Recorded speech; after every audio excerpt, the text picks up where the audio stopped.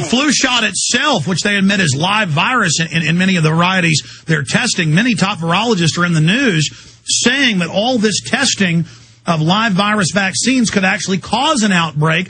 And that's the perfect way to mutate a virus, is to inject it into a bunch of people. They're doing the main swine flu testing in Texas. Absolutely. Here's the word that people have got to get used to, a word called mutagenic, okay?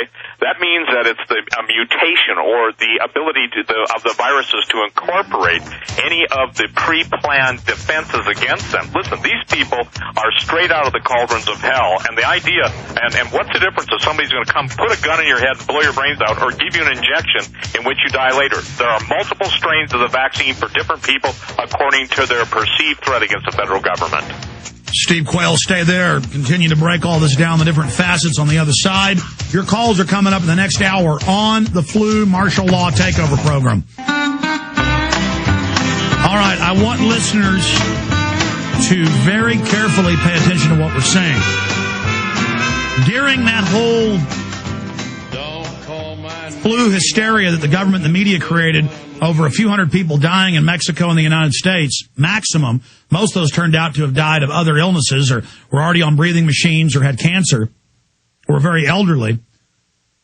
I forgot during that whole hysteria to point out I had foreseen all this in March, on the March 5th show specifically, and said they're going to launch a massive flu hysteria, whether it actually kills a bunch of people or not, because I saw them building the mass graves, telling local police get ready for troops to be on the streets. Now suddenly, for any and all reasons, they're putting troops on the streets after they built this up for years. They didn't just do this overnight.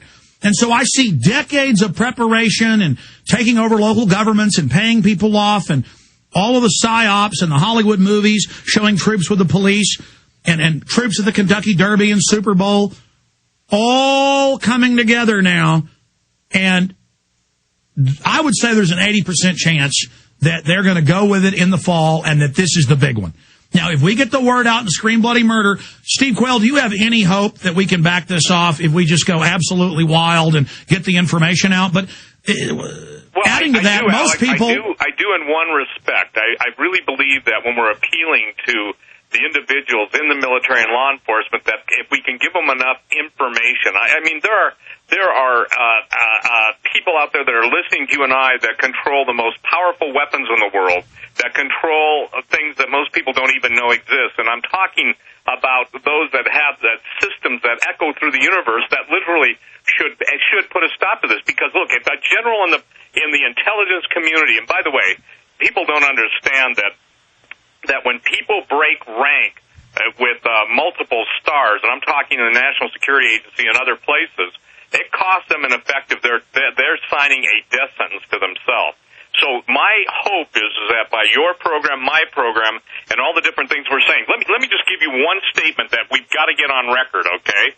Dr. May Wan Ho and biologist Professor Joe Cummings have written that vaccines themselves can be dangerous, especially live attenuated viral vaccines or the new recombinant nucleic acid vaccines. They have the potential to generate the virulent viruses by recombination. The recombinant nucleic acids could cause autoimmune diseases.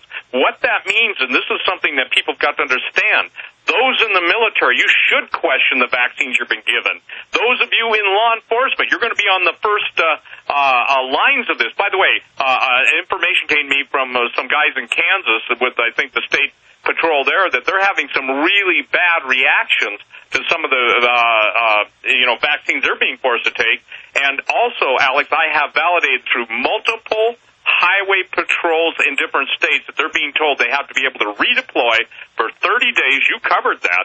But even in Montana, that was just initiated last week, and be able to go another state and be basically on their own for 30 days without any resupply. It's important that people understand this. So the only hope we have, and this is true, is first of all, and I say this with absolute clarity, people have got to recognize the spiritual nature of this thing and absolutely repent for being apathetic, indifferent, and totally caught up with the mundaneness of this. Yeah, people don't care about 51 million aborted babies and say they're not human. The New World Order and John P. Holdren, the eugenicists, don't think you're have a right to life either.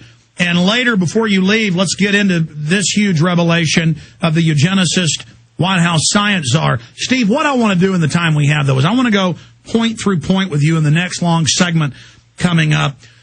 I want to go over the history of chemical biological testing on the people. We know the government's done this before. We know in 76 they vaccinated troops at a base that killed them, that started the swine flu epidemic. We know that vaccine killed a bunch of citizens. That's why they had to stop. 2,000, Alex. 2,000 people died. 4,000 people were permanently incapacitated. Well, that's a conservative government number. Yeah, I've seen it as high as 10. You're right. I can tell you that's what they admit to. The numbers I was told by people in the background said it was 10 times higher, and they said they quit reporting it too. They went into damage control mode where they literally, he said, Steve, they are burying people faster than they could count them. Well, that's the issues. We have to go through these because when you're saying this, it's all mainstream news. When you're saying the points you're making, it's all admitted. When you talk about the fact that there are scores of different indeterminate numbers, I know it's more than 30 or 40 last time I saw the list, of test vaccines of live virus being given, that's mainstream news. When they admit it's causing incredible adverse reactions, that the virus is now mutating in the body, that Texas suddenly has 5 new mutations, according to the state health department last week, caused from the vaccinating, they're clearly trying to have this genetically engineered flu virus mutate. And it's admittedly manufactured. So, and then on top of it, the flu vaccines they're trying to develop won't cover whatever it's mutated into in the future. So there's no reason. Initiate it, Alex. They're designed to initiate it. They're not covering, they're not defending, they're not protecting, they're initiating.